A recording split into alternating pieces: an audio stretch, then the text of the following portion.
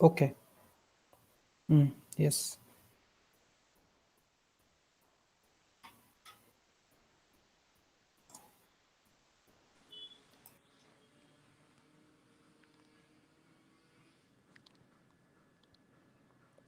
Good morning to one and all present today virtually.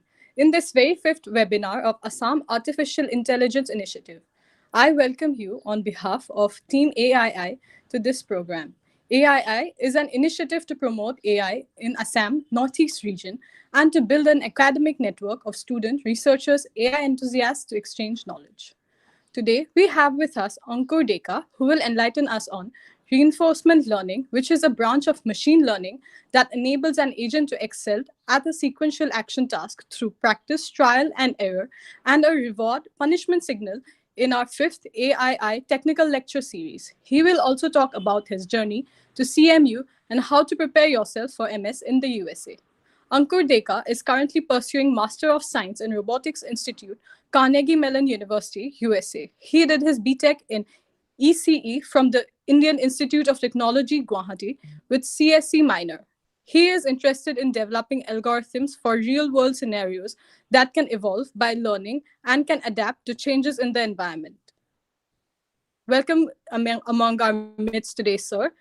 Before I start the session, I would just like to ask you a small query. Would the question answers round be in the middle of the session while taking a break, or would they all be at the end of your talk? First of all, thank you for the nice introduction. Most of the questions will be taken towards the end.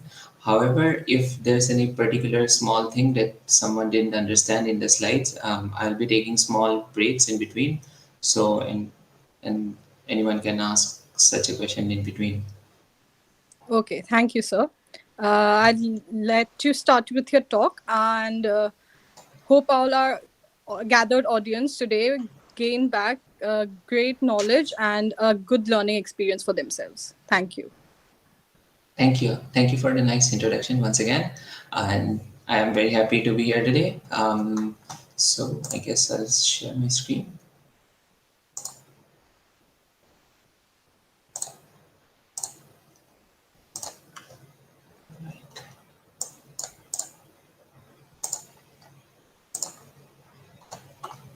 All right. I Can anyone confirm if you can see my screen?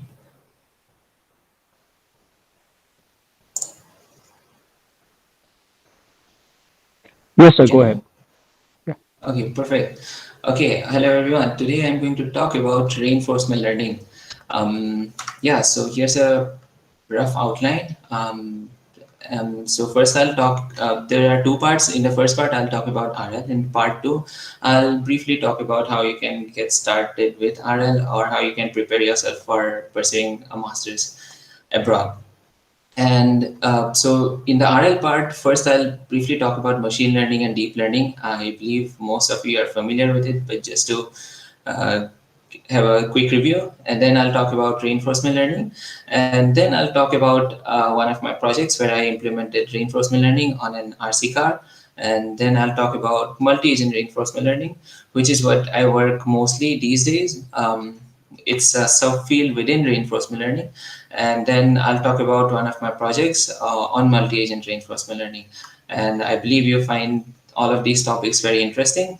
And just to say again, I will take pauses every now and then to take questions related to the slides.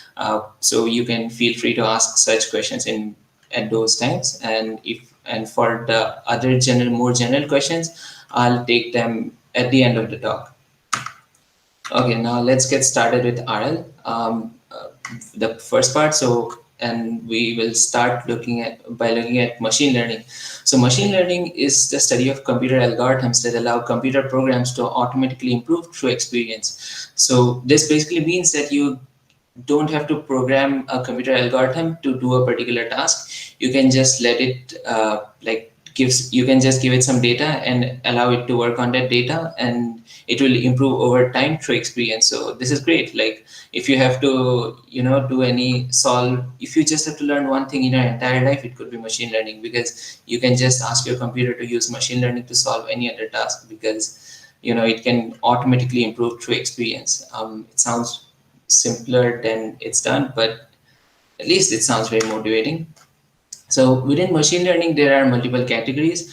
The first and most popular category is supervised learning, and then we have unsupervised learning, and in the third category, we have things which lie in between supervised and unsupervised. There are many things that lie in between supervised and unsupervised, but there's one interesting thing which is called reinforcement learning, and which is the major focus of today's talk.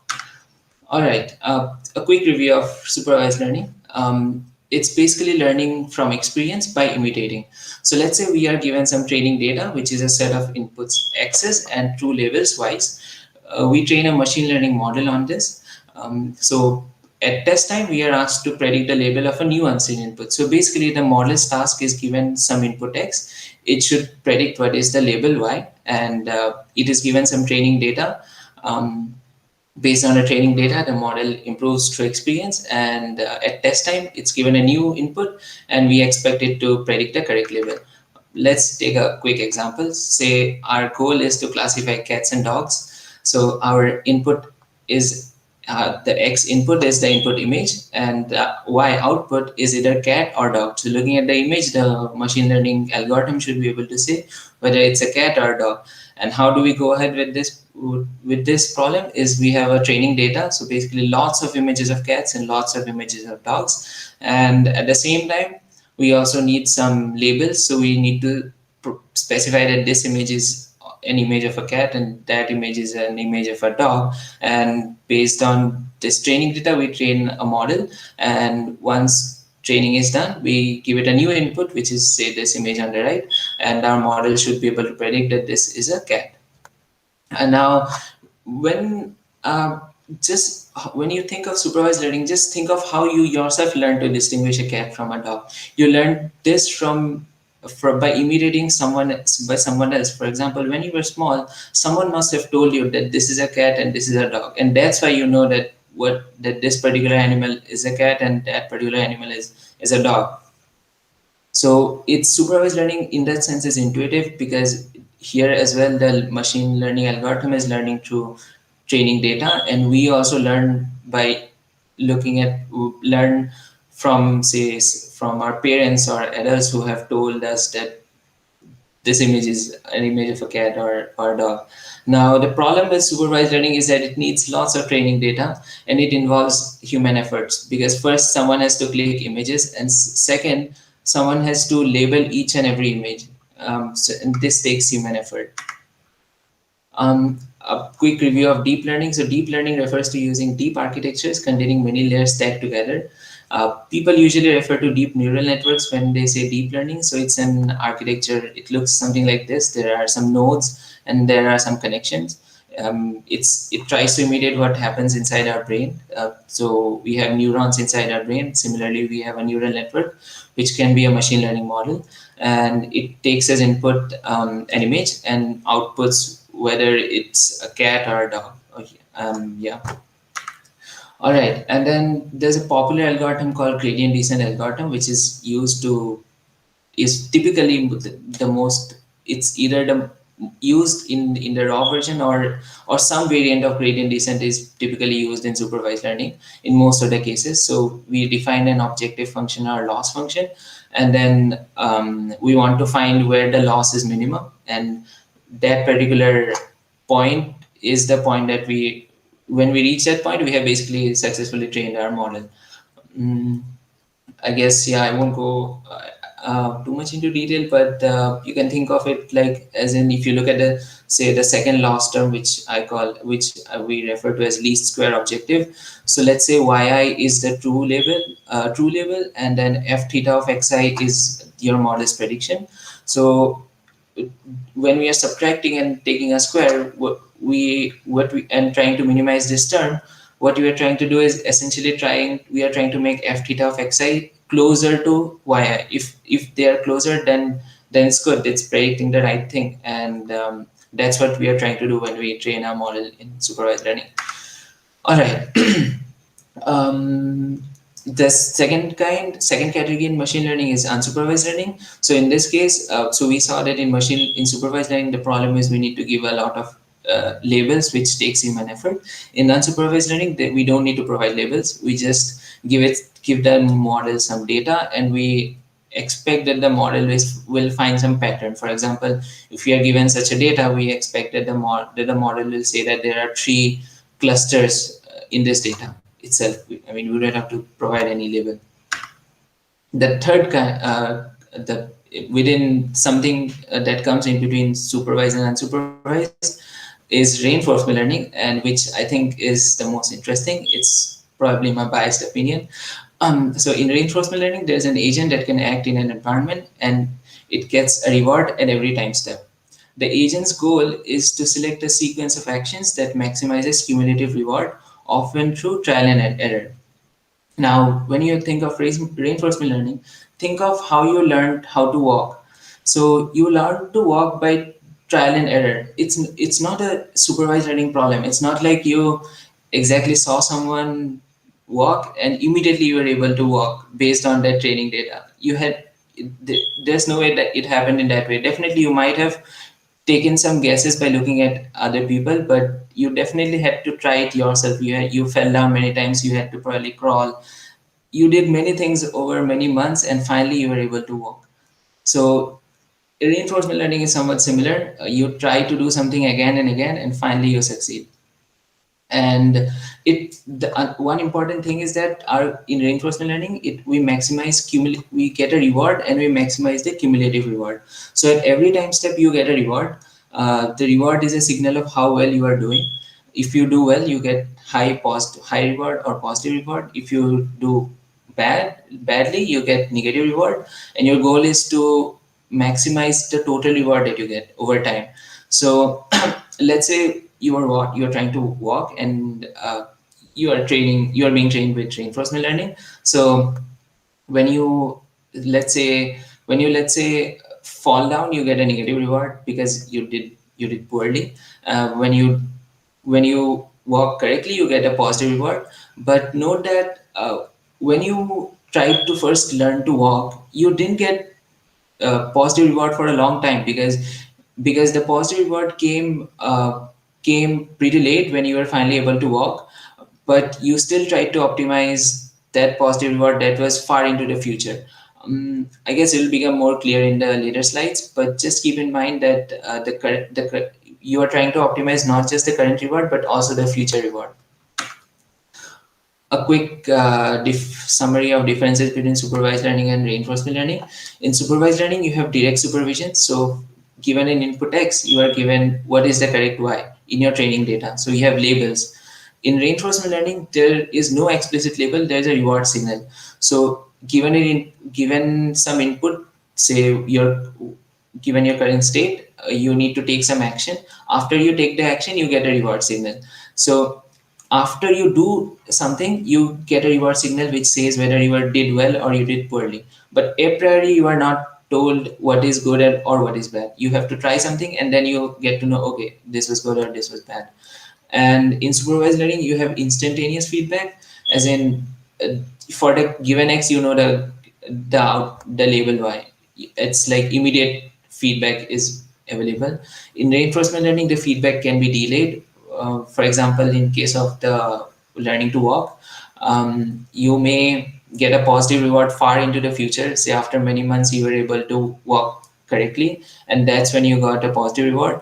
But but you were trying, but even during the period when you were trying to learn to walk, even though you didn't get a positive reward, you still kept on trying. So, but the positive reward that you got was far into the future. After many months, you were able to learn to walk. So there can be a long delay from the time you start to learn and the time you get a good feedback. And in supervised learning, time does not matter. In a sense, there's something called IID assumption. So basically, for given X, you need to predict Y. But in reinforcement learning, the sequence of actions matter. For example, I mean, let's say you are trying to learn to cook. First, you have to turn on the stove, and then you put some vegetables, and then you turn them around, etc. You cannot just reverse the action. You can't expect to like put your vegetables and move them around and then turn on the stuff and expect to get the same output. So it's like in the real world scenario, in a real world where you have to take actions, the sequence of actions matters. So in reinforcement learning, it does matter. And in supervised learning, the agent doesn't affect data. So you have a fixed data set from which you train a model. In reinforcement learning, agents' actions affects subsequent data. So in reinforcement learning, you learn from experiences. So for example, if you did a different kind of action, you would see a different kind of output. So what the actions that you take will determine what you see next. For example, let's say you are driving a car and then you decide to go forward, then you will reach a very different region. Then if you decided to take a right turn, you'd go to a very different area. So what the data that you see is dependent on the actions that you take. So you decide what data you get next, in a sense. So does anyone have any questions so far based on what reinforcement learning is at a higher level? Guess I'll go ahead then. So some examples of recent breakthroughs in reinforcement learning. So reinforcement learning is a very generic algorithm or class of algorithms which can be used in many areas. So here is an example where reinforcement learning is used to play Atari games. So this is a game called Breakthrough. Some of you might have seen this game. So the goal is to break all of these tiles, and the is controlled by a reinforcement learning agent. We can see that it learns a very smart strategy. So basically it just sends this ball or whatever it is, it inserts this ball from the side so that it doesn't have to do much work, and all the tiles keep on getting hit continuously. And this strategy was not hand coded, and it's not being played by any human, it's being played by AI, a reinforcement learning agent. It's pretty cool. And so there's a game called Go, which is a pretty difficult game. And in the year 2016, there was a match between AlphaGo versus Lee Sedol. AlphaGo is an AI. In particular, it's based on reinforcement learning, and it's from a company called DeepMind.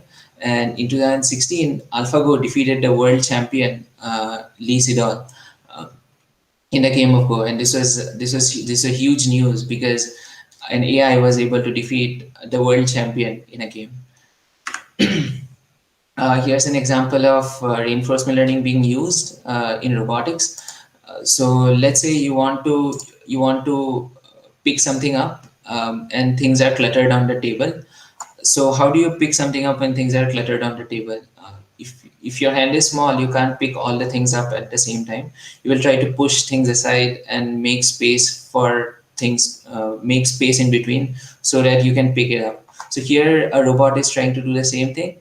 And the interesting thing is that it learned to push things aside and then pick up with the help of reinforcement learning. So on the right, we can see that the robot, show it again. So on the right, the robot is unsuccessful in picking up because because the gripper is too small.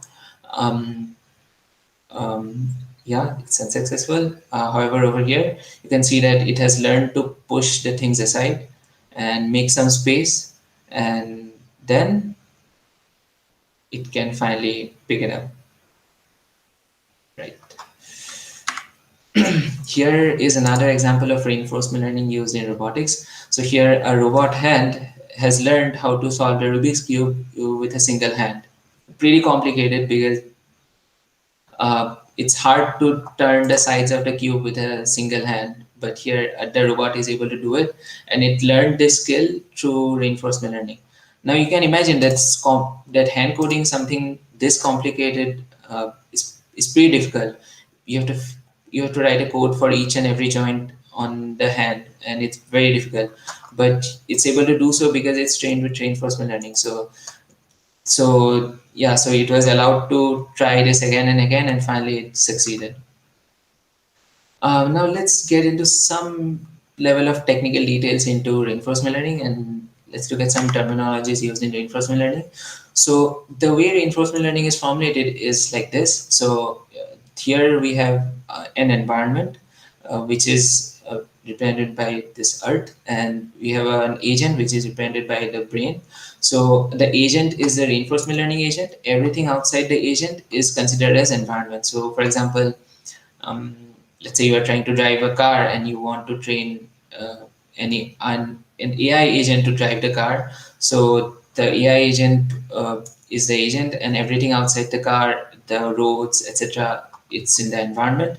So at every time step, the agent takes an action, and based on that action, it gets two things from the environment. It gets a reward signal, which is a scalar value, and it also gets what's the next state. And this loop continues. So after getting the next state and the reward, the agent will take another action, and then this cycle goes on. And what is reward? Reward is a scalar feedback. It indicates how well the agent is doing at time step t. The agent's job is to maximize cumulative reward. So let's look at some examples of what rewards can be in different scenarios. Say you want a reinforcement learning agent to perform stunts on a helicopter. So you give it positive reward for following the desired trajectory. So basically positive if it's doing the right thing, negative if it crashes. So if the helicopter crashes while flying, it give a negative reward. And then you train with this reward again and again, and finally it will be successful at some point of time. And let's say you want an AI to play a game, you give positive reward for winning and negative for losing. And in many different scenarios, you can see that there are so many examples where you can plug in reinforcement learning, because the formulation is very generic. You have a problem where you need to take actions, and then you can design a reward based on what your task is, and then put the algorithm into that task and expect that it will improve over time. And yeah, so okay. And then there's something called policy. So policy is the agent's behavior. So basically, policy is how you act in the environment. So given your current state, so state as in the state in which you are right now, in your current state, what action should you take? Should you go left? Should you go right? Or things of that sort. So that's what a policy is. So final objective of any reinforcement learning algorithm is to find a good policy, because that's what you ultimately want to do. You want to take actions, and to take actions, you need a policy. So given a state as input, a policy will tell you what action to take.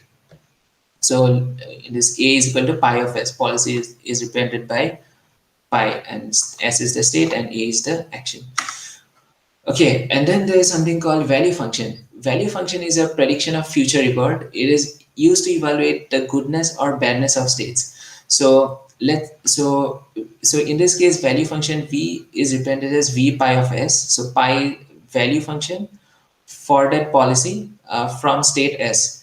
It is written as expectation. So expectation is basically some kind of an average. Think of expectation as average. If you are finding it hard to understand, just ignore the expectation part for once and just look at the term inside. So it says RT plus 1, R gamma times RT plus 2, gamma square times RT plus 3, and so on. So RT plus 1 is the current reward, gamma RT plus 2 is the reward at next time step, and gamma square RT plus 3 reward at two time steps ahead, and so on. Here gamma is a fraction. Its value is between 0 and 1. So gamma is called the discount factor, and value function is basically sum of rewards at different time steps discounted by this discount factor. So what it means is that we want to optimize the total reward. So current reward plus next reward and so on. We want to optimize that, but there is a discount factor. So you can think about as in you would rather prefer to get high reward at the current time step than at a future time step. So you have more importance, you give more importance to current time step than future time steps. So that's why you have a discount factor. So far into the future, so let's say you get a positive reward far into the future, you don't care about it as much as you care about a reward that you get now. So for example, if you ask for a motorcycle from your parents, you'd rather get a motorcycle now than after 2 years. So So yeah, that's kind of an intuition for what this gamma is doing. And yeah, by expectation I mean average. So the on an average, how much reward you get from a given state is called its value function. So from state S, if you follow the policy pi to take actions, you will get some rewards, and you take the sum of those rewards, and then you take an average, and that's your value function. Um, a model is basically what predicts what environment will do next. So given the current state and action, what state will you go next? So if you're driving a car, if you are at the center of the road and your action is to take right, your next state will probably be slightly shifted to the right from the center of the road. That's a model. And let's take an example of a maze. So let's say you have a maze and there's a start state and a goal state. You want to use reinforcement learning to solve this maze. And the reward that you give is -1 per time step. Think about why we are giving -1 per time step. So basically our goal is to reach from start to goal as quick as possible. If we give -1 per time step, then it will try to go take the shortest path from start to goal, because if it takes a long path, it will get -1 for more time steps, which is bad. It wants to get as much less -1 as possible. So if it wants to minimize the number of -1 it gets, it will try to take the shortest path, which is like this. And that's why we're giving a reward of -1 per time step. And the actions in this case are north, east, west, and south. It can move in any of the 4 directions. And the states are the agent's location. So where is the agent located at any given time step? So here's an example of what a policy might look like. So here the arrows represent what action the agent would take at any given state. So you can see that this is a good policy, because if you start from the start state, you will go right, and then you'll go up, then you go right, down, left, and then finally you reach the goal. So this is an example of a policy. So policy says that given your state S, what action should you take? And here's an example of value function.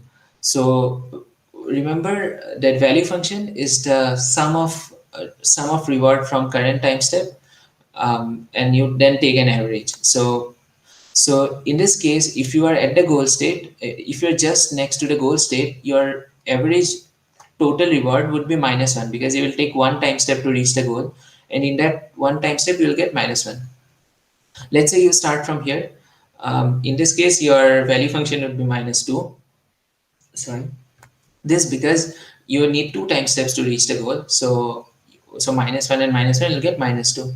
And similarly, you can see that value functions of all the states match up.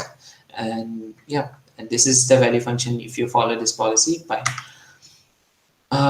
Yeah, and the model in this case is basically if you move right, your next state will be to the right, and so on. So a quick revision of terms used in reinforcement learning. We have an agent that acts in an environment. Environment is basically everything outside the agent is called environment. And there's a state which is your current configuration basically in the environment. And we have actions which are represented by A or U. And we have a reward signal. We have a policy which says what action to take given we are at the state. We have a value function. I talked about V of S. There's another kind of value function which is called Q of S comma A. So V of S says that given you are in some state S and follow a policy pi, what is the average reward you will get? Q of SA says that given you are at the state S and you take action A, and after that you follow a policy pi. I mean, it's kind of similar, but it says that given you are in state S, you also take action A, and then follow policy pi, what is the average reward that you will get? We have a model, and yeah, there's something called action space, which is the space of all possible actions, and observation space, which is a set of all possible observations. Assume for now that observation and state are the same thing.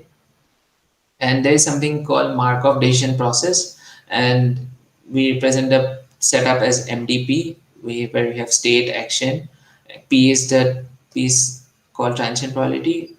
It's a part of a model which says that given you are in state S and take action A, what state will you end up next? And we have a reward function and a discount factor. I know there have been lots of terms. It's probably pretty confusing for for for you to see all these terms in one go.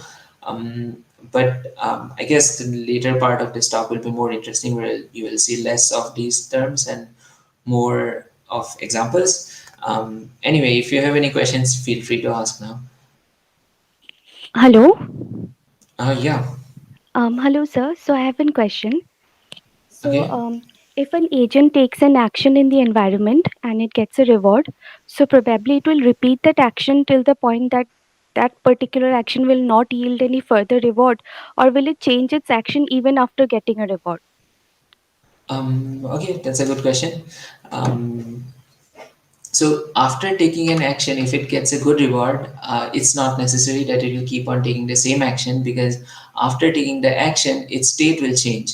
So remember that policy is state dependent. Given your current state, your policy says that what action you will take next. If after taking the action you get good reward, but you end up in a different state, say from S you go to S2, then from that S2 the same action need not be a good action. Let's take an example. Say you are driving a car, you are at the center of the road, so your state is the center of the road, and a good action let's say you have an obstacle in front of your car. So a good action at this time would be to go right to avoid that obstacle. So you took right and you got a positive reward. So good job, you got a positive reward. But now once you take right, your state will change. You'll move from the center of the road to the right of the road, and this is a new state. At this new state, you wouldn't want to take the same action, because if you are already at the right of the road and you take another right, you will go out of the road, and that will be a bad action for that state. So an action which is good for one state need not be a good action for a different state. Does that clarify? So you mean that the state changes? I mean, the action changes only if the state changes, right? For a particular state, the set of action which yields a reward, the agent will keep repeating that for that particular state and change that action only if the state changes. Actually, not necessarily. It might still change if it's in the same state. And this is something called exploration versus exploitation that we will see in the upcoming slides. Okay, thank you. Good question. Thank you. Okay. Okay. All right, I'll move ahead. Yeah, so here comes the thing called exploration versus exploitation. So reinforcement learning is like trial and error learning. An agent should discover a good policy from its experiences of the environment without losing too much reward along the way. Uh, yes, so what I mean to say is that an agent should try to it should explore different actions, because it reinforcement learning is ultimately trial and error learning. An agent has to try different actions to learn something new. um, at the same time, it also has to exploit. Say it also has to. So, you say the agent has found a good action, good action. It should try to take that good action again and again to maximize its reward. But while maximizing the reward, it should also explore other actions which it has not explored. A real world example um, could be, let's say you want to find out a good place where you can go out for dinner. You want to find out a good restaurant where you want to go out for dinner, and you want to train yourself using reinforcement learning. So you end up going to a good restaurant in Guwahati. Let's say you go to Olive Garden, you like that restaurant, and then so you learned a good policy. You went to Olive Garden, you had good food, you enjoyed the location, and then so basically you got good reward and you basically found a good policy. Now if you want to go in the future, you would want to go to Olive Garden again and again, because you know that that's a good policy.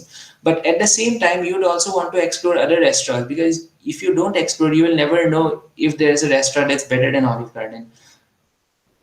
So basically, it's a dilemma. You have to exploit what you know as the best action. At the same time, you have to explore other possible actions.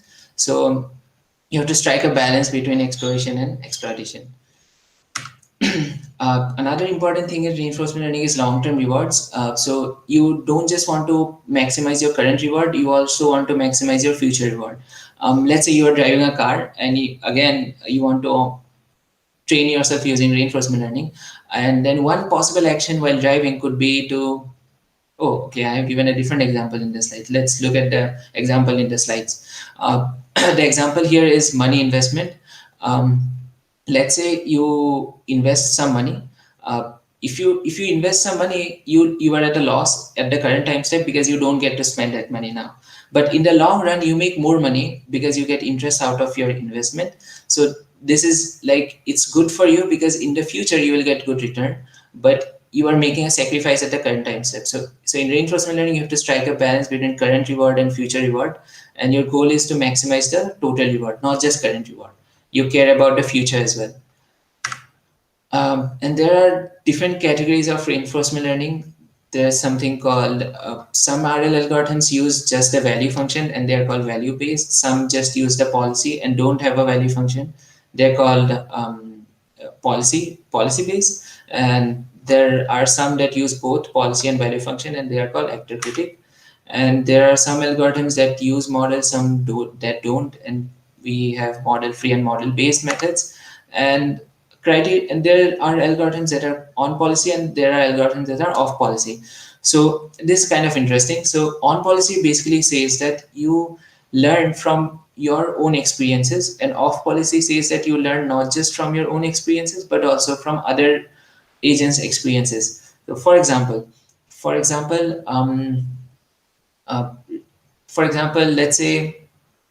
uh, let's say you're trying to do something. Let's say you're trying to cook food, say, and you made a mistake.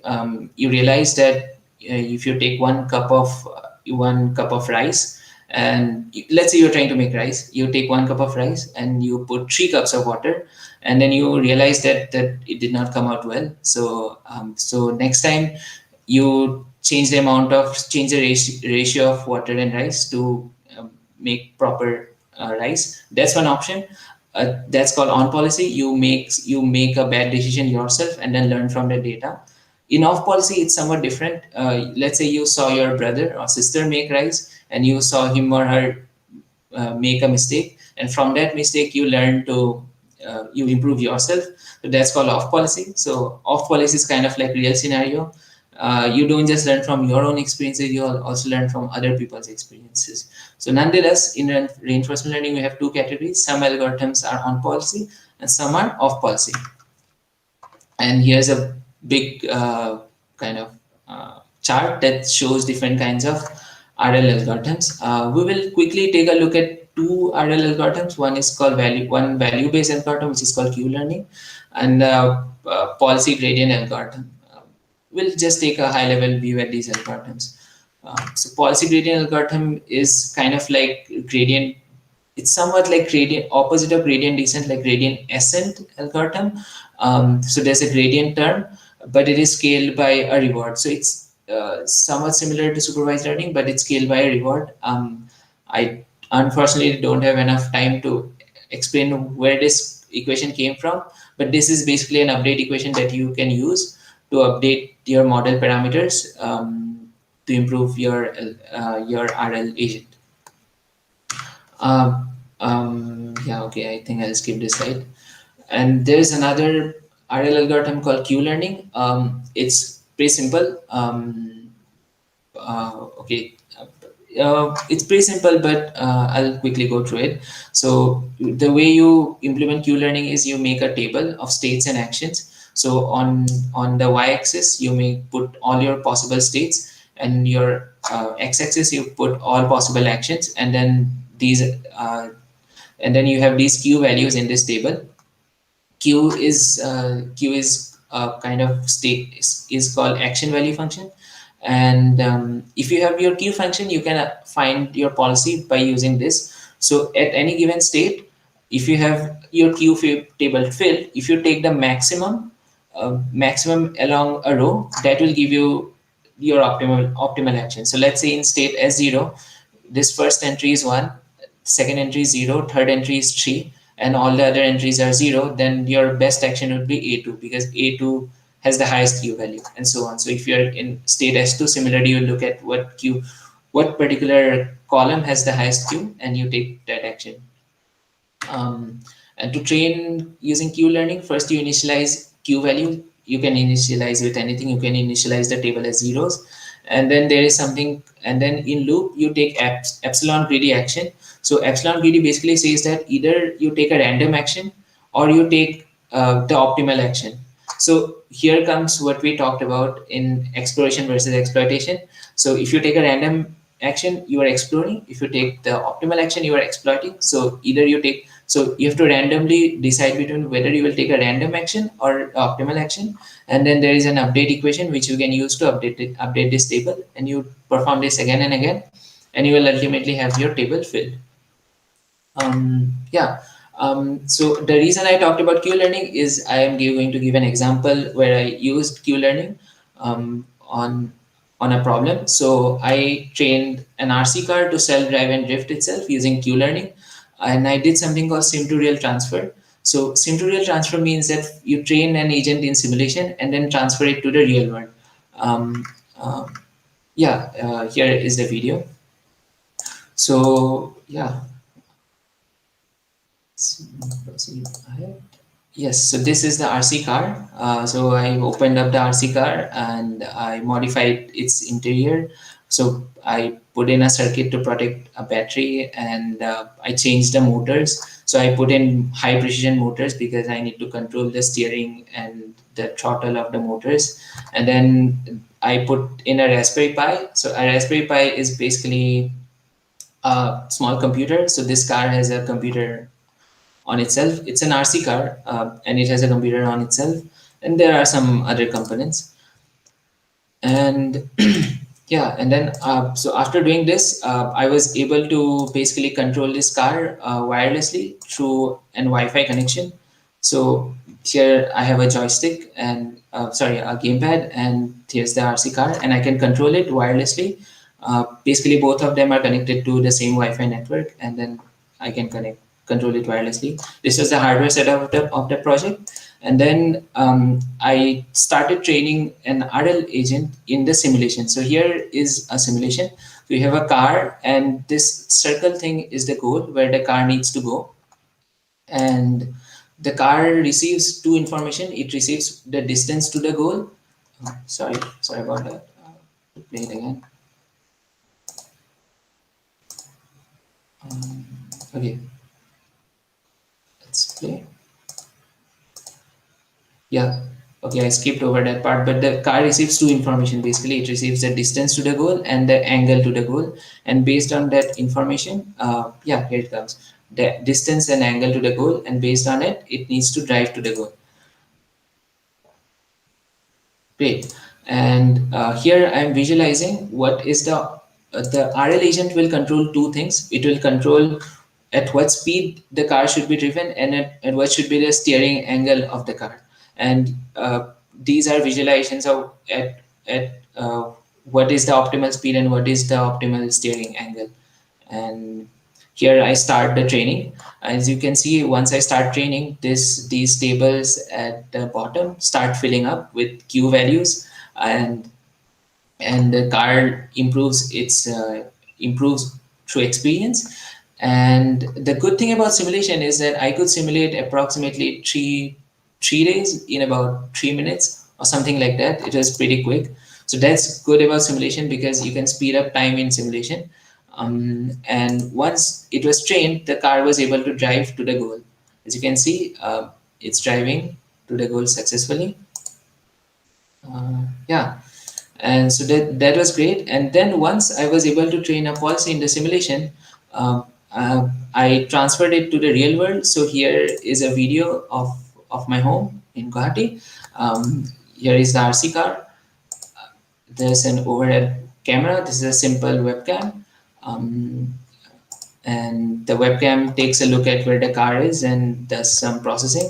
And here is an interesting visualization, in my opinion. So on the left hand side is a view that the webcam sees, and on the right hand side is a rendering. And you can see that the rendering exactly matches the real world car. So So yeah, so that's how I'm collecting information from the real world using the webcam. Uh, Once I am able to track the car, I can feed in the information to the reinforcement learning agent. And oh, I'm sorry about this.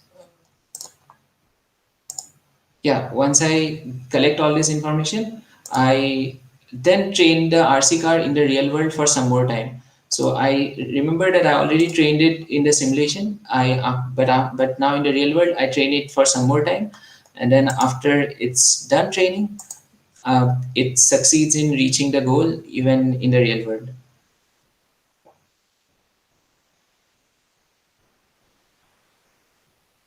Yeah, and then I did a few more things. So this was driving to the goal. I also trained it to drift around a single point. So you can see that it's circling around a single point. So how did I achieve this circling around a single point instead of goal reaching? It was pretty simple. It was the same RL algorithm. I just changed the reward signal. So by changing the reward signal, I can change the behavior of the car. And once this was done, it could do somewhat similar maneuvers in real world as well. You can see that it's kind of drifting. That's yeah. Here it probably does a full 360 drift. So pretty sweet. And also the people who came to my home around that time enjoyed driving it. Um, yeah, so here this little kid is driving, but in the previous videos it was the AI agent which was driving the car. Sweet. Okay, I think I'll skip ahead because there's not much time. And let's take a look at multi-agent reinforcement learning, which is what I work mostly on these days. So multi-agent reinforcement learning is basically instead of single agent, you have multiple agents. And multi-agent reinforcement learning can be useful in many scenarios. As you can imagine, if in the future, if you have a disaster scenario, you can send a team of robots to rescue. You need a team. A single robot cannot achieve the mission. There are multi-agent games. If you play games, you might know about Dota or StarCraft. Those are multi-agent games. So multi-agent systems have many applications. Um, and and in multi-agent reinforcement learning, there are two scenarios. One is cooperative, one is competitive. So think about when a group of ants try to pick something up, they all have to coordinate and then take something from one place to another. They cannot, one agent is not sufficient to achieve the goal. They have to coordinate. And so this is a cooperative scenario. There are also competitive scenarios. Let's say you are playing a game against opponents. Like any game like Counter Strike, Dota, whatever, wherever there are two opposing teams. Yeah, so then that's a competitive scenario. I will now talk about one of my papers. It's called Natural Emergence of Heterogeneous Strategies in Artificial Intelligence Competitive Teams. It's a pretty complicated title. I gave it a complicated name so that people take the paper seriously. But yeah, but the contents are pretty interesting. Don't worry. So here is the problem at hand. So it's like a game in which you have a fort that the guards are trying to protect, and there are some attackers which want to attack this fort. So it's a kind of a realistic scenario, but it's a game. Let's say it's a game or a simulation, and the guards can shoot lasers, and if the guard shoots a laser at an attacker, the attacker will die. And similarly, the attackers can also shoot lasers at the guards. So, and the goal of the attackers is to reach this area, this fort. Now, even if one of the attackers reaches this fort, the whole team of attackers will win. And uh, so it's not necessary for all of them to reach the fort. Even if one reaches, the whole team wins. And if even if one reaches, the whole attackers team loses, but the whole attacker team wins, but the whole guard team loses. So all of them lose even if one attacker reaches the fort. And on the contrary, if the guards kill all the attackers, then the whole guards team win and the attackers team lose. So yeah, that's the game. So it's a mixed cooperative competitive scenario, because imagine that the guards will need to coordinate and protect this area, but at the same time the guards will have to compete with the attackers. So there is both coordination and competition. So, and there are multiple challenges in this game because first of all, it's difficult to handcraft such a strategy. Like, how do you come up with a strategy in such a scenario? It's very complicated. There are multiple agents. How do you write a code for one of the agents to go and succeed at this task? It's pretty complicated. And it's also hard to model behavior of so many agents in one environment. So earlier we had single agent reinforcement learning. Now we have multi-agent reinforcement learning. We have so many agents. How do you model their behavior? And challenge two is something called chicken and egg problem.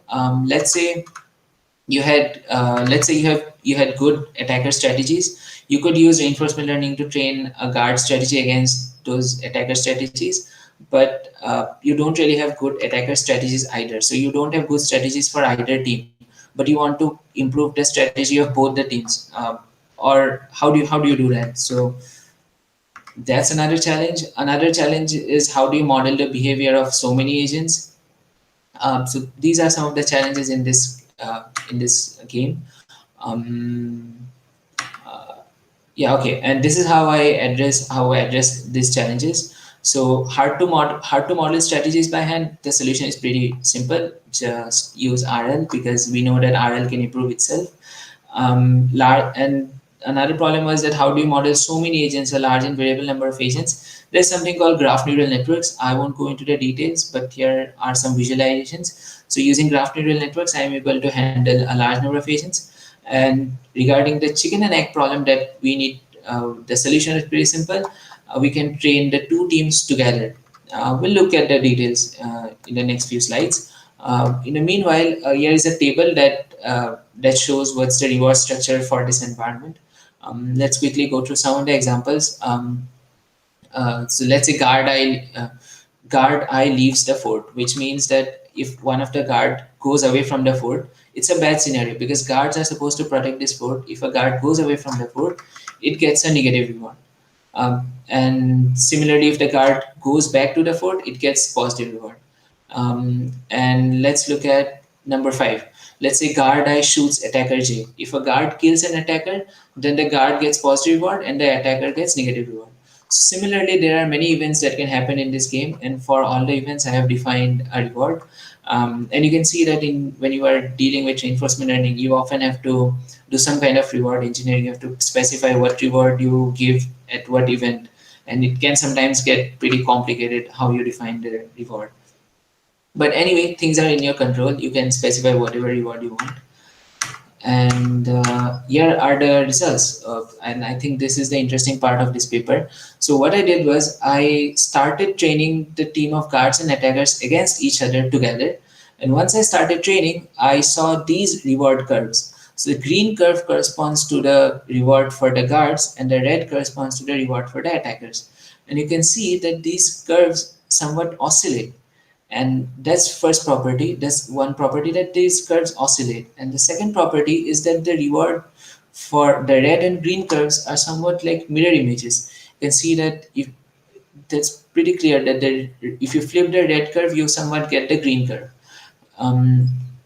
Now let's look at the reason behind these observations. So the red and green curves are like mirror images because if one team wins, the other team loses. So if the green curve is at a high value, the red curve will be at a low value because it's pretty intuitive. If the guards are winning, the attackers will lose, and if the attackers are winning, the guards will lose.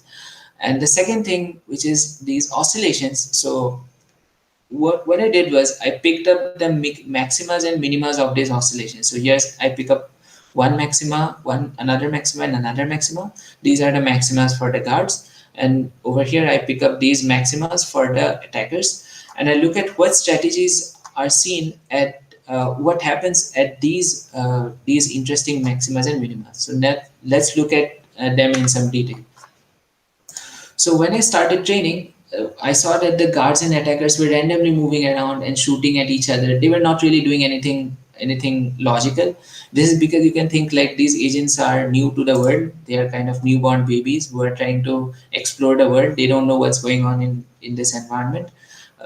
They just roam around, take random actions. They are basically exploring at this stage and trying to learn what they can do to get high reward. Now, after some amount of training, what happened was the guards learned a very simple strategy. They all would spread out and flash their lasers continuously on, and this would kill all the attackers who try to come to the fort. And as a result, the guards started winning. It's a very simple strategy. Simply keep the laser on at all times, and you will win. Now, in response, the attackers learned to sneak in. So you can see that while the guards flash their lasers from the front, one of the attacker learned to sneak in from the left hand side. And when it managed to sneak in from the left hand side, it managed to bring victory for the whole team. Now it's getting interesting. So because the attackers learn to sneak in, the guards learn a new strategy in which they kind of spread around more smartly and kill all the attackers. So again, this time the guards started to win the game. At this stage, it got pretty complicated for the attackers, and they learned a very interesting strategy, and they learned a strategy of deception.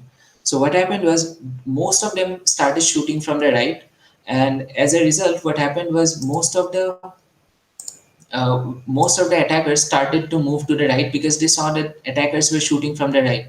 So show it again. Yeah. So the attackers started shooting from the right, most of them, and the guards realized that okay, these attackers are shooting from the right, let's also move to the right and kill them.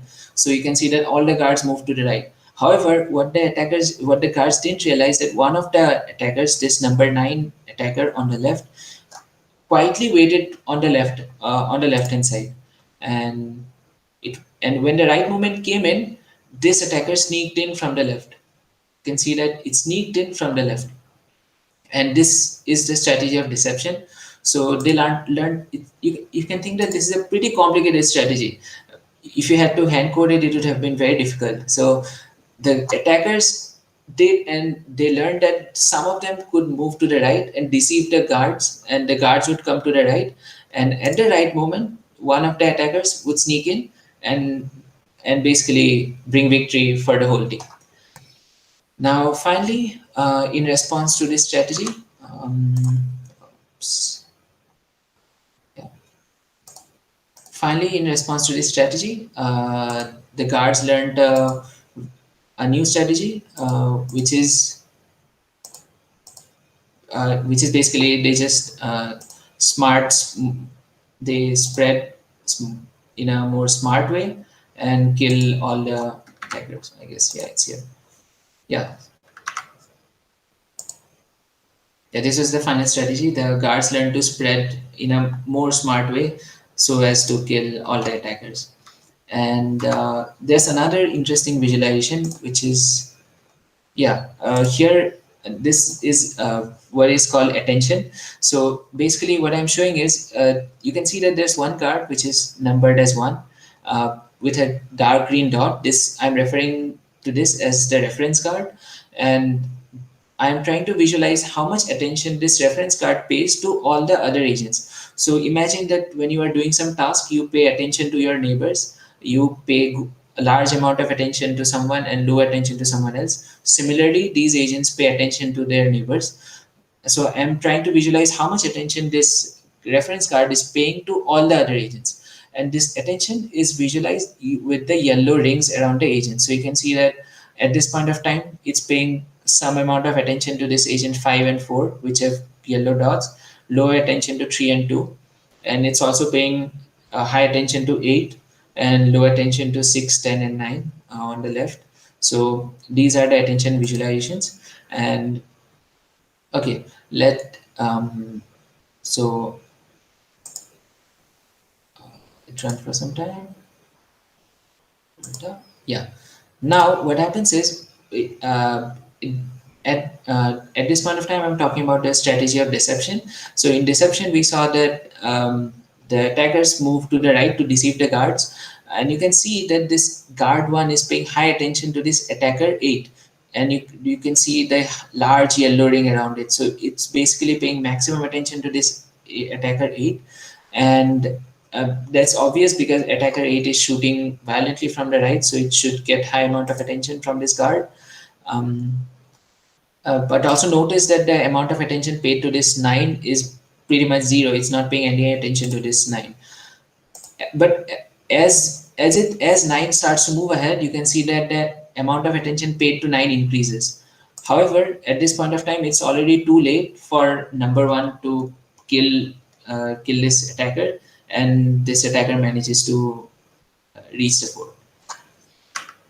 So yeah, these were the results, and finally here is something called ensemble strategies. So basically we saw that we trained when we train guards versus attackers in this scenario, we saw many interesting strategies from both the teams, and we can finally use these strategies to do something else. For example, let's say we want the team of guards to win. We can collect all of these strategies and train a single guard policy against all of these attacker policies, again using reinforcement learning. So I did exactly the same thing, and in this case, instead of oscillation, I saw that the guard's reward continuously increased and it was able to always protect the fort. Um, Here is the code base of the environment that I showed. So you can play around with it in your own computer. You will need Ubuntu. You need to install Linux Ubuntu, and um, you can run some of this code and check out these strategies if you want to. And you don't have to train. I have provided pre-trained RL agents, so you can just play with them. Yeah, so are there any questions? All right, then I'll move ahead. I'll quickly tell how you can get started with RL if you found it interesting. So some useful skills of RL are basic understanding of linear algebra and probability. So to be honest with you, RL is pretty much mathematics involved. It involves a lot of mathematics and a lot of programming. So yeah, so basic understanding of linear algebra and probability, and basic understanding of Python programming is pretty useful. And a deep learning library, either PyTorch or TensorFlow, if you want to get into deep RL. So yeah, and if you want to learn the theory of reinforcement learning, here are some resources. First one is a book, and the other two are online courses. All of them are free, so you can refer to them. If you want to run RL, so basically you want to run some code on some environment. So what environment do you run on? So there's something called OpenAI Gym. It's a Python package in which there are many environments already implemented, and you can play with those environments and train your RL agent in those environments. And then basically some more sessions are you basically start writing your own code and tinkering with things, and that's how you get a feel of how RL is doing. And one small session, if you are implementing let's say if you learn some amount of RL and you want to implement something, if you implement a classical RL algorithm, you can write your code from scratch. For example, in the RC car example that I showed, I wrote the tabular Q-learning code from scratch without using any libraries. However, if you are doing deep reinforcement learning, so which is deep learning plus reinforcement learning, it's a good idea to use existing code and not implement from scratch, because it's pretty hard to get it to work if you implement from scratch. And here are some available repositories. Here I say that you look at other people's code. Here are some of those codes. You can look at these. Here are some implementations of RL algorithms that you can try out. Okay, that was my content for reinforcement learning. Now I'll briefly talk about preparing for masters in the US. So there can be many ways to go about. Here I have prepared a rough outline of how you can prepare based on my experiences. So first thing I would suggest is to pursue an online course on a topic of your interest. So you can say, so like I'm pursuing Master of Science in Robotics, and robotics involves many topics. Robotics itself involves machine learning, deep learning, computer vision, planning, systems design, kinematics, many things. So you can think of what you find more interesting. If you're not sure what you find interesting, just try out different things. So basically pick up any topic and then do an online course on that topic. So there are online platforms like edX, Coursera, or Udemy. They also provide certificates if you pay them a money. If you don't pay the money, many courses are free. I only did free courses because let me tell you, when you're applying for masters, the certificates have no value, absolutely no value. What you learn through the courses matters. So yeah, I mean, the knowledge is free basically. So first you basically do an online course, get a feel of a field, and learn something about that field. Once you do an online course, the next step would be to apply for a research internship where you can work on a project. So contact professors. Maybe you can contact a professor who is working in IIT Guwahati or other IITs or or ISCs or any place that you find interesting. You can contact that professor. How do you contact? By writing an email. If you know someone through your parents' contacts, even better. Um, anyhow, contact a professor and get in touch and work on a research project. Um, if you are able to do that, the next step could be to apply for research internship abroad. So how do you do that? Again, email professors. Now, if you apply for research internship abroad, they would expect some previous knowledge. So that's why I have mentioned step 1 and 2. So you can do an online course where you learn something. You can do another internship where you do some project. And so when you apply for an internship abroad, you can say that I have already worked on this and this. I would like to work with you. But to be honest, applying for internships can be a tedious process. When you email professors, many times you don't get replies. Don't be disheartened. Keep trying. Email multiple profs. And also when you email profs, try to be considerate. Don't just write one line, I want to work with you.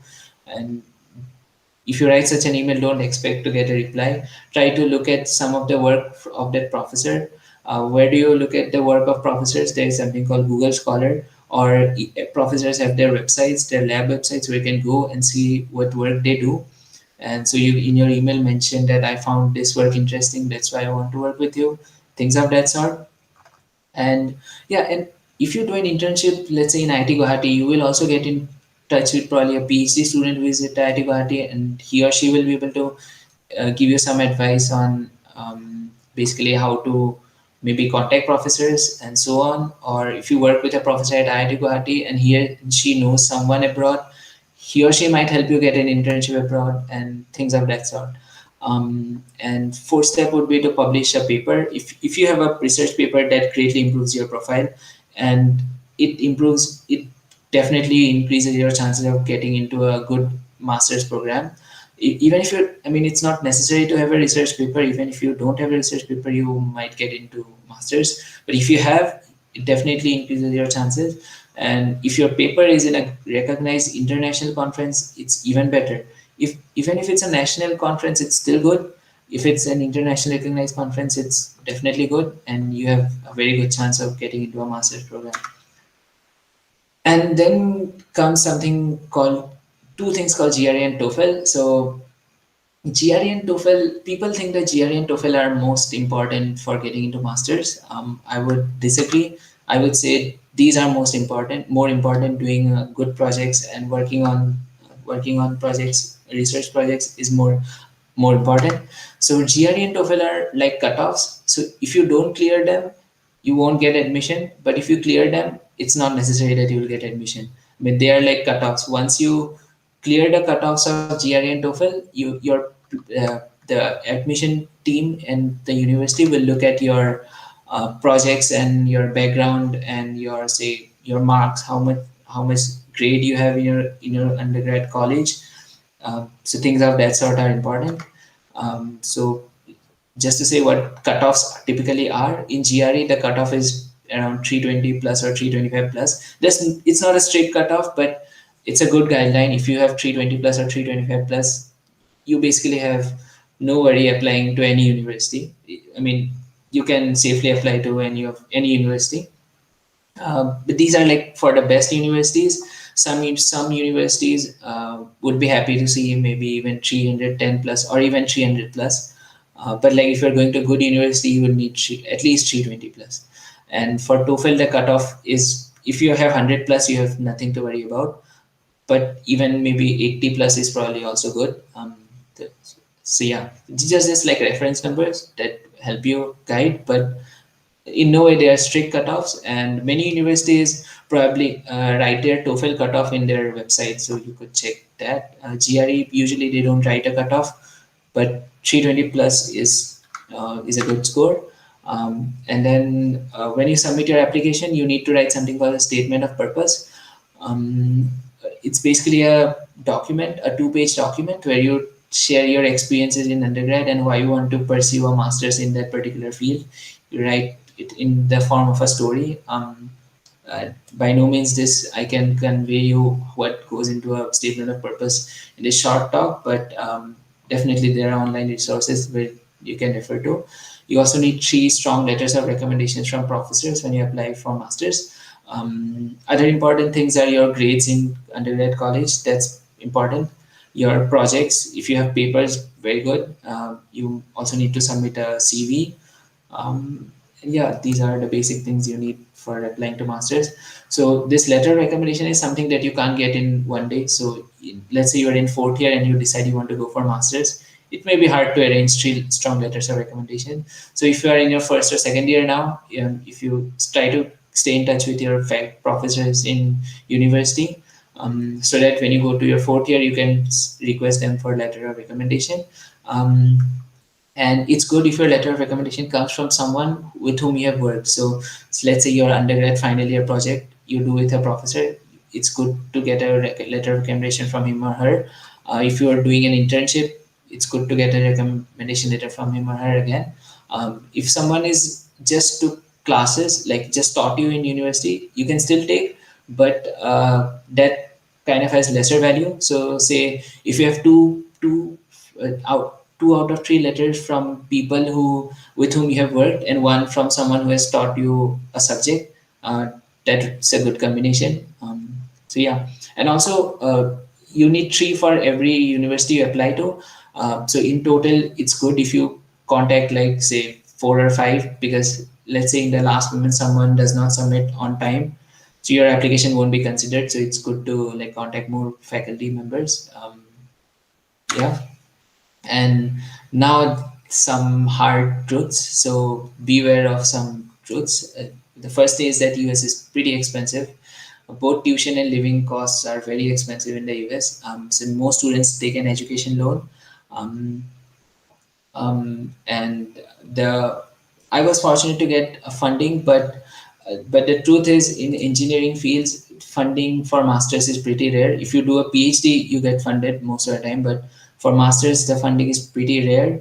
So most students take an education loan.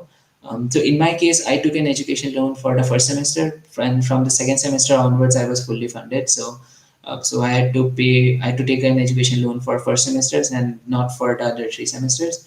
But mostly people have to take for all 4 semesters, so it is pretty expensive. And so the reason people still do masters is that the job after masters pays a lot, so you can pay off your loan and make more money once you do a job. Um, so that's the thing. But beware, like even though these schools are expensive, they are still pretty competitive. It's not like they're if you submit an application, you would for sure get accepted. The programs are pretty competitive. So the reason they are competitive is that after you get a job, reason something that's so expensive is still competitive is because the job after masters pays a lot, like a lot of money. And regarding scholarships, as I said, full funding is rare in engineering fields. There are options of TA-ship and RA-ship that you can get after coming here that can pay part of your expenses, but usually they only pay a part, not full. It's possible to get full, but it's pretty competitive to get full, and it's also rare. So yeah, if you do hard work, definitely it's possible to get full funding. And there are some scholarship programs in India like JN Tata Loan Scholarship and a few more. They can cover a fraction of the cost, but not the majority. So this is a truth that I wanted to convey to you. But of course, there are master's program in other countries. For example, Japan has a scholarship program where you can get full funding. So here I have put in a link. So the Japanese embassy in India conducts an examination. If you clear it, but the examination is kind of difficult, to be fair. But still, if you clear that examination, you can get like full funding for studying in Japan. That's a good option. European colleges have universities have lesser fees or no fees. Like some German university have less fees. So like if taking a loan is a huge difficulty for you, then yeah, these are alternate options for doing masters. Of course, if you work hard, but working hard, it has to start from a long time. Like if you want to go for masters right after your undergrad, probably you have to work hard from your first or second year. So it takes a lot of time and hard work, if you want to like get to a good program and get funding. So I guess yeah, that's all I have to say. Yeah. Thank you, Ankur. It was an excellent talk. Okay, just I have one question. Thank you. Okay, Sure. you already shared like about the toolkits, like what we can use for RL the model developments. But can you suggest some data sets where the audience can take and then explore data sets or maybe pre-trained models? Okay. Let me clarify one thing. So in RL, I mean, in most of RL, there isn't a thing like data set. It's like an agent, and you have to collect the data through that agent and train on that data. So you have something called environment. Through that environment, you can collect data. So the OpenAI Gym is collection of environments, collection of simple environments. And you mean like how to so if you want to get started with like deep RL algorithms and you want to look at some existing code, this first link or OpenAI spinning up is pretty good. There are existing algorithms and existing environments. So if you install it and just run it, you can see results. So but you need some amount of familiarity and some amount of experience with Ubuntu and sorry, with Ubuntu and Linux commands and things of that sort. Uh, but yeah, if you have some experience handling, installing, how to install packages and stuff, this is a really good resource. OpenAI is picking up. The it's yeah, I think that's a good resource. Okay, thank you. I would suggest Is that. the yeah, is there any challenges like other ML or DL challenges for RL? Challenges as in like competitions. Yeah, like Kaggle. Oh yes. So like people regularly host some competitions. So recently there was a multi-agent RL competition where the task was to drive a train around an Okay. area. Um, uh, and and typically, I'm not sure. Maybe in Kaggle itself there might be competitions of RL. I'm not very sure because I've never taken part in RL competitions per se. But I can definitely look up Yeah. and Okay. Fine. uh, get in touch Fine. Thank you. offline. Yeah. Maybe you can Uh, take those uh, questions. Yeah. Okay. Sir, I have questions. So Ankur sir, so I would like to ask about the like in the normal deep learning architectures, we have one thing called overfitting. So is there something like that in RL? Like I have not started with RL, so basically I know much, I have no much an idea in RL. So I'd like to ask that is there something like the overfitting kind of situations in RL where like the agents train themselves to for a specific task, like you have showed one?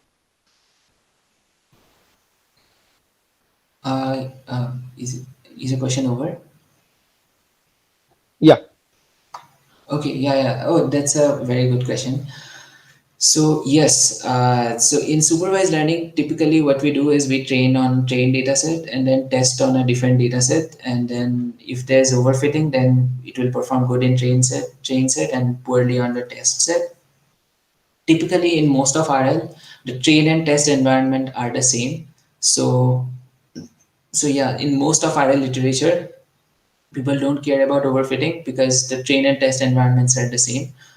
In more recent research work, people have looked at areas where you train on one environment and try to test on a slightly different environment. But but that's not very common. So overfitting is not considered an issue in most of the literature. But I see your point. Like in the future, I believe more research will go into this area where RL is trained on one environment and tested in a slightly different environment.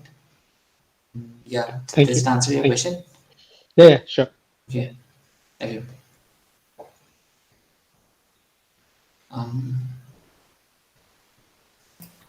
Okay, Ankur, maybe you can take those questions from Google Form. yeah, sure. Okay. So first question is how to start robotics with simple expanse. I guess either the question is experience or expense. If it's about experience, I think I already mentioned a brief, like brief pathway, rough pathway, where you start with doing some online courses related to robotics. You can find in these resources and then apply for internship and then go ahead in your path.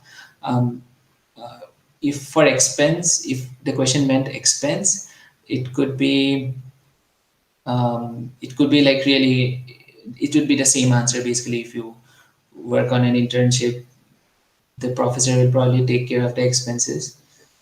uh, yeah, that would be my answer. The second question is how do you manage your tuition fees and living expenses in the USA? I already mentioned this, but I'll say it again. So I took an education loan for my first semester. And that was one part, and I also got JN Tata scholarship. So that's how I managed the first semester. From the second semester, I was my particular program, MS in Robotics at CMU, is a funded program. Uh, and my professor funds me. So basically, from my second semester, I get tuition and living costs. So that's how I manage it. But if you want a generic answer, so most people either take an education loan and then once they get a job, they pay back the money. All right. The next question is how do you get full-time scholarship to pursue further studies in USA? If I belong to a poor family but have a just to learn, yeah. I mean, I understand it's a pretty difficult uh, question. For full scholarship in USA, you really have to work pretty hard, maybe from your first or second year of undergrad. Um, and if you don't manage to get full funding in USA, of course you can try out Japan. Japan has good robotics programs in University of Tokyo, etc. Um, I guess that would, and also maybe you can look out Germany. The TUM in Germany is good. And there's University of Freiburg, which is good in robotics. So Europe has good universities where the fees might be less or maybe zero. So yeah, I mean, I understand this education system in the US is a bit messed up because the fees are very, very high. So you really have to work hard, contact people, do your research online, and look for apply to many programs, and then see where you might lead go. A good start would be to do an internship abroad. If you get to an internship abroad, you can then try to get a master's in the same university where you did internship, because if a professor knows you in that place, your chance of getting masters there increases. mm, yeah, that's one thing, I guess. And I guess that will be my answer. The next question is best university to pursue robotics in MS. I feel proud to say that it's CMU, the university where I am right now. It's the best for robotics. There are definitely other good universities: University of Berkeley, MIT, Stanford, Georgia Tech. These are also pretty good universities for robotics. Yeah. And the next question is, did your internships abroad play a key role for your acceptance in CMU? Yes, they did. So I did two internships. Both of them were in Japan. One was related to medical imaging, which I did after my second year, and the next one was related to robot navigation, which I did after my third year. And I can for sure, and I published one paper from each of those internships. So the paper and the so I had paper from those internships, and I got letter of recommendation from those people I worked with during my internships, and I can for sure say that they played a huge role in my acceptance to CMU. So yeah, internships and projects help a lot. The next question is, what is the best time to start preparing for GRE, TOEFL, etc. for higher studies in USA? Also, is there any other country with good or better institutes where one can should apply? Okay, great questions. So for GRE, TOEFL, the GRE score is valid for 5 years. So you can give it at any time in your undergrad, and it will be valid when you apply. But if but the late but let me tell you, when I applied, I gave my GRE. So I started my master's right after my undergrad. So I had to apply in my when I was in my seventh semester in undergrad. So basically, the decision, you need to apply 1 year before when you want to get admission to.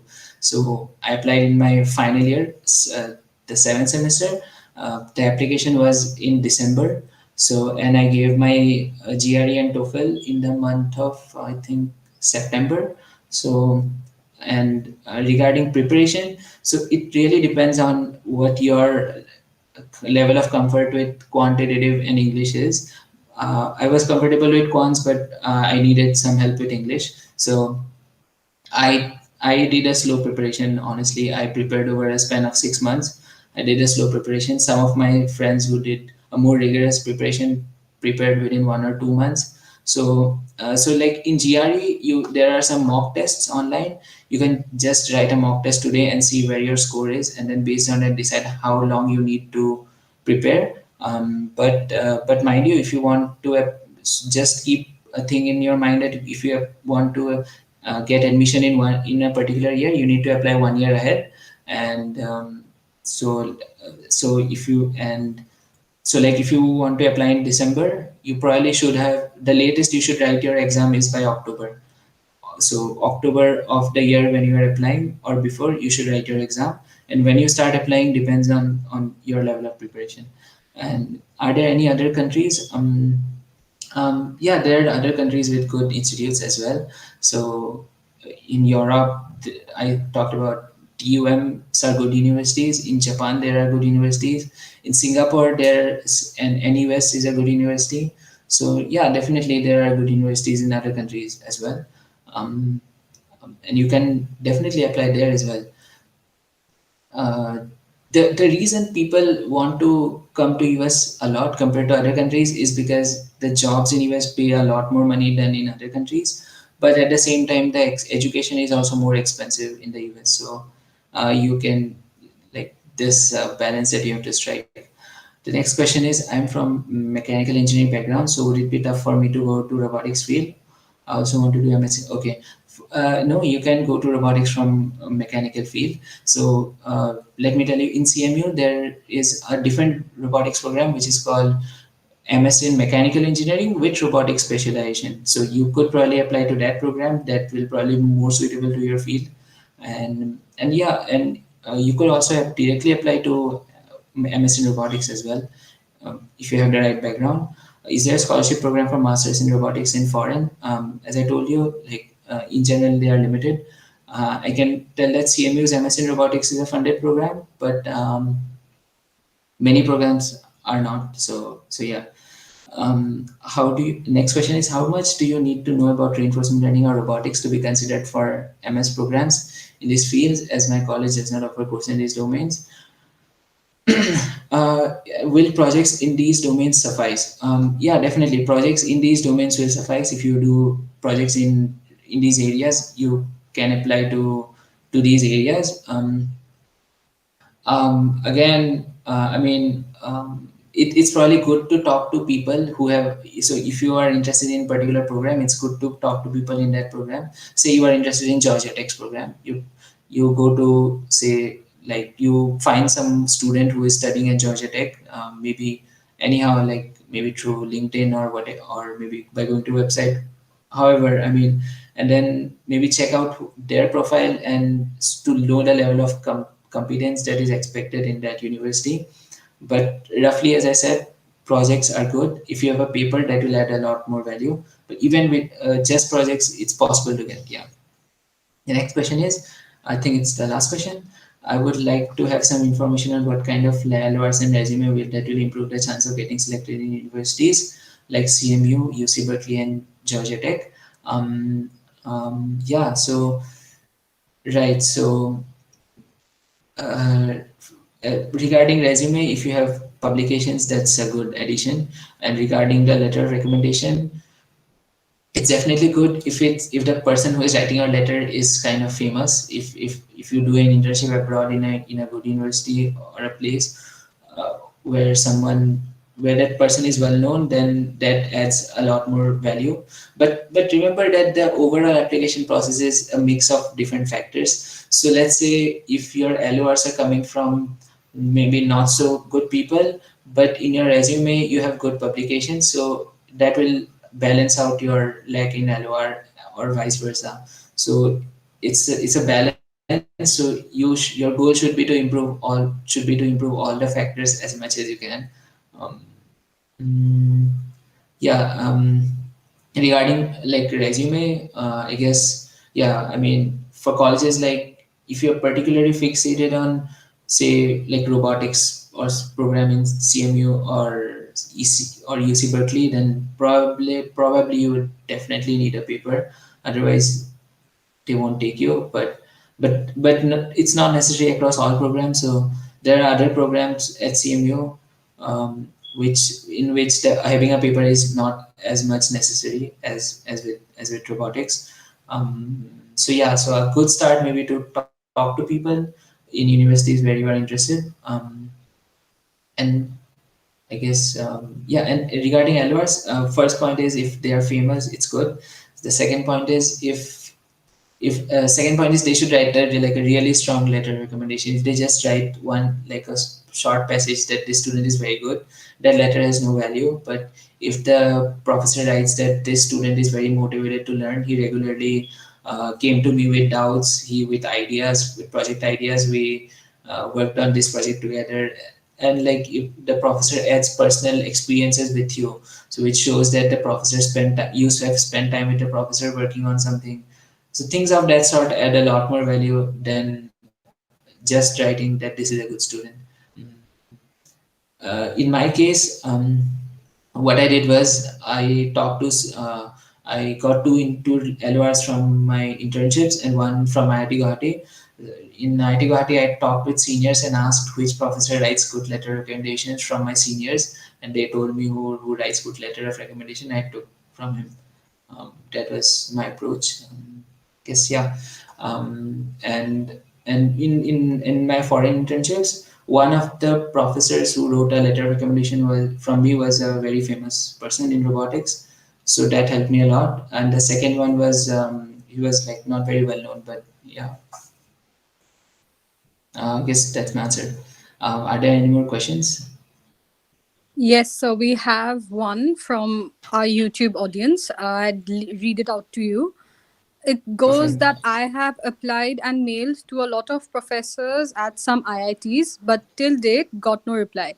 Can you suggest some tips for getting a research internship? And it has a second part to it as well. And is it possible to get to MS from an third or fourth tier college? Okay. Both are very good questions. First of all, I can relate to you, whoever wrote this, that you are not getting replies from professors. I have faced this as well, writing to professors and not getting replies. Um, uh, there are a few options for you. One is you could maybe contact a PhD student under that professor and then get in touch with him, and through the PhD student, get in touch with the professor. That could be one approach. Um, Another could be if you a professor in your university knows a professor somewhere else, you can contact through him or her. Another thing is the way you write your email and the time in which you send it are also important. Try to time your email around like 10, 11 a.m. or like, I mean, it's really very fixed, but try to send in different times and see what works. And the second thing is write a more organized email, as in your email show that you have actually done work, looked at the work of that professor. um, and maybe like tell that I read this paper from your lab and found this interesting, and I have worked and I would like to work with you in this area, and I have already worked in a project which is related to this, or maybe not a project. I have already done some online course related to this area. So things of this sort will show the professor that you are actually interested and you are not just sending an email without doing any hard work. So these would be my tips. Maybe the first step, if you can get in touch with a PhD student, that is probably the easiest way. Oh yeah, oh sorry. And then you had a second question. The second part, can you get into MS from third or fourth year colleges? Yes, definitely. The thing with if you are in a like a tier one university, the advantage that you have is that you have seniors in your college who already have went for masters, and you can take advice from them. That I feel is the biggest advantage. And of course, the foreign universities know the top tier universities of India, so that as well helps. But I feel the bigger advantage in being a top tier university is having seniors. But that should not like prohibit you from getting admission into a master's program if you do good work. So being from a third or fourth tier university, you should not feel disheartened. You can still do good work, but you probably have to put in more effort, because you will have to look for people who work in your area, look for seniors in other universities, talk to them, and then find out what projects you can work on, etc. But if you spend the time and put in the effort, there's really no reason why you can't get into a foreign university. And in fact, there are some advantages for you. Like for example, in a top tier university, it's harder